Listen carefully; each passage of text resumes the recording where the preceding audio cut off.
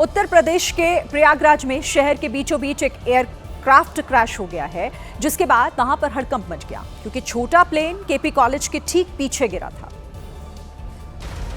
संयोग ठीक था कि प्लेन तालाब में गिरा नहीं तो बड़ा हादसा हो सकता था।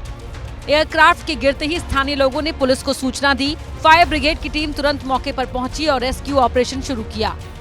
तालाब के अंदर तो लगभग एंट्री कम से कम 5-7 लोग मारे हैं। तो उनसे पूछा पहले खिड़की के बाहर से ही कि मतलब आप लोग सेफ हैं, तो बोले कि हाँ वो सेफ हैं, कोई दिक्कत नहीं है। और फिर उसके बाद हम लोगों ने पूछा, उसके बाद उनको बाहर लेके आ गए। तो जलकुंभी शायद ज़्यादा थी, इसलिए हम लोग उधर नहीं ले जाके इधर ही लेके आए, क्योंकि इधर लेके आना सुगम था। ये वायुसेना का माइक्रोलाइट एयरक्राफ्ट था जिसमें 2 पायलट सवार थे। वायुसेना के मुताबिक विमान ट्रेनिंग सॉटी पर था। जैसे ही विमान ने संतुलन खोया, जमीन पर टकराने से पहले दोनों पायलट पैराशूट के जरिए सुरक्षित विमान से बाहर आ गए। वायुसेना ने हादसे की जांच के आदेश दे दिए हैं। इस तरह के छोटे एयरक्राफ्ट ट्रेनिंग, स्पोर्ट्स और एडवेंचर गेम्स के लिए इस्तेमाल किए जाते हैं। बिहार के दरभंगा से एक चौंकाने वाला मामला सामने आया। यहाँ एक अपराधी पुलिस कस्टडी से फरार हो गया। हालांकि कुछ देर बाद उसे पकड़ लिया गया। पुलिस आरोपी का मेडिकल कराने के लिए उसे जिला अस्पताल लाई थी, लेकिन इसी दौरान ये बदमाश पुलिस की आंखों में धूल झोंक कर फरार हो गया और पास के ही एक नाले के अंदर जा छिपा। पुलिस बुलाती रही, लेकिन चोरी का ये आरोपी काफी देर तक अंदर छुपा रहा। देखते ही देखते वहाँ लोगों की भीड़ इकट्ठा हो गई। पुलिस के अधिकारी भी मौके पर पहुँच गए। काफी देर तक नाले में घुसने के बाद जब आरोपी की तबीयत खराब होने लगी तो वो खुद ब खुद बदहवाश होकर बाहर निकल आया। इसके बाद पुलिस इसे फिर से अस्पताल ले गई, जहां उसका इलाज चल रहा है। संभल हिंसा के मास्टरमाइंड शारिक साठा पर प्रशासन ने शिकंजा कसना शुरू कर दिया है।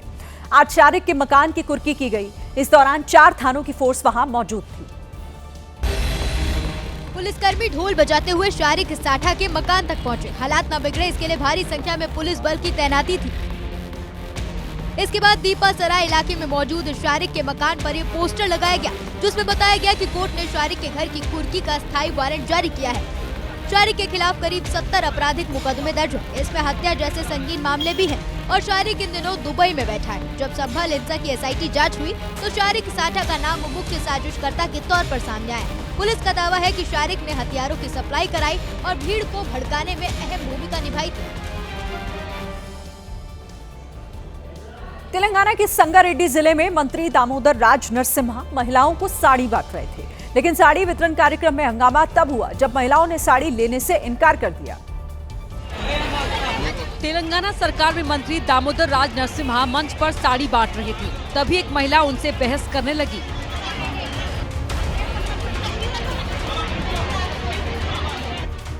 महिला ने साड़ी लेने से इनकार किया और मंत्री जी को उनका वादा याद दिलाया। महिला ने कहा कि चुनाव के समय महिलाओं को हर महीने 2500 रुपए देने का वादा किया गया था, लेकिन तेलंगाना सरकार ने अपने इस वादे को पूरा नहीं किया। हमें साड़ी नहीं, हर महीने 2500 रुपए चाहिए। कार्यक्रम में मौजूद दूसरी महिलाओं ने भी उस महिला का समर्थन किया। दूसरी महिलाओं ने भी सरकार पर वादा खिलाफी का आरोप लगाया, जिसके बाद मंत्री दामोदर राज नरसिम्हा असहज हो गए और उनके पास इसका कोई जवाब नहीं था। यूपी का बहराइच इस समय बाबा के बुलडोजर से दहल रहा है। बहराइच में नेपाल बॉर्डर के पास से एक बार फिर बुलडोजर की कार्रवाई की गई।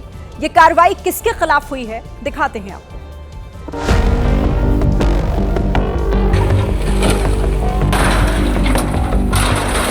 बहराइच में योगी सरकार का बुलडोजर गरज रहा है। चाहे 10 साल पुराना अवैध अतिक्रमण हो या 20 साल पुराना निर्माण अवैध, तो चुन चुन कर तोड़ा जा रहा है। जहां पर आप बुलडोजर गरजते देख रहे हैं, ये इमाम नगर का इलाका है। दावा है कि पहले यहाँ खेत खलियान और तालाब होता था, लेकिन कुछ लोगों ने सरकारी जमीन पर कब्जा करके पक्के मकान बना लिए थे, जिन्हें अब मिट्टी में मिला दिया गया। बुलडोजर ने अवैध निर्माण पर बारी बारी से ऐसे आक्रमण किया कि अतिक्रमणकारी देखते रह गए। योगी सरकार की इस कार्रवाई ने साफ कर दिया कि यूपी का कोई भी कोना हो, सरकार का बुलडोजर कब्जाधारियों पर प्रहार करने से नहीं चूकेगा। उत्तराखंड में भी मजार के नाम पर सरकारी जमीन पर कब्जा करने के खेल का पर्दाफाश हुआ है। राज्य सरकार की जांच में इस बात का खुलासा हुआ कि उत्तराखंड में एक ही पीर फकीर के नाम पर अलग अलग जगहों पर मज़ारें बना दी गई, जबकि आमतौर पर किसी भी पीर या फकीर की एक ही मज़ार होती है। आरोप है कि उत्तराखंड में सरकारी जमीन हड़पने के लिए ऐसी कई मज़ार बनाई गई है। मज़ार बनाकर सरकारी जमीन को वक्फ की संपत्ति बताया गया, फिर आसपास अवैध तरीके से लोगों को बसा दिया गया। यहाँ बीते 25 सालों वक्फ की संपत्तियां 2.5 गुना तक बढ़ गई हैं।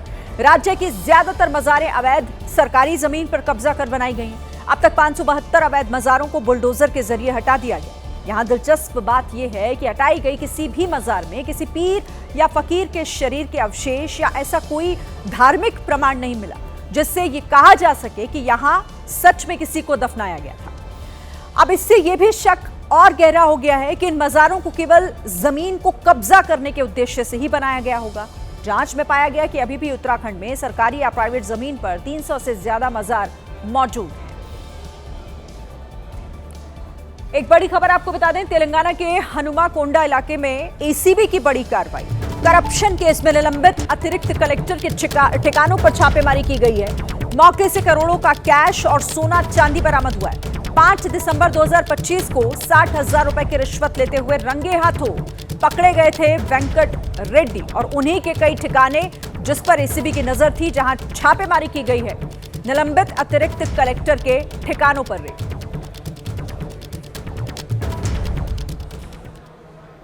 देश के सबसे प्रतिष्ठित संस्थानों में शामिल आईआईटी कानपुर एक बार फिर सवालों के घेरे में है। वहां पीएचडी कर रहे एक छात्र ने हॉस्टल की 6वीं मंजिल से कूदकर अपनी जान दे दी,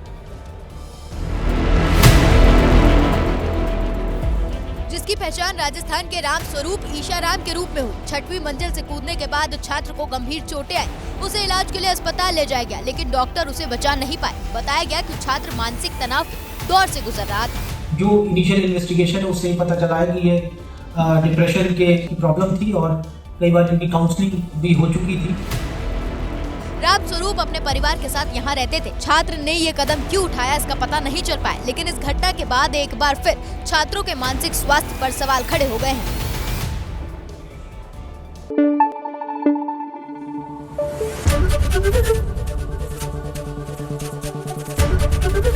एबीपी न्यूज आपको रखे आगे।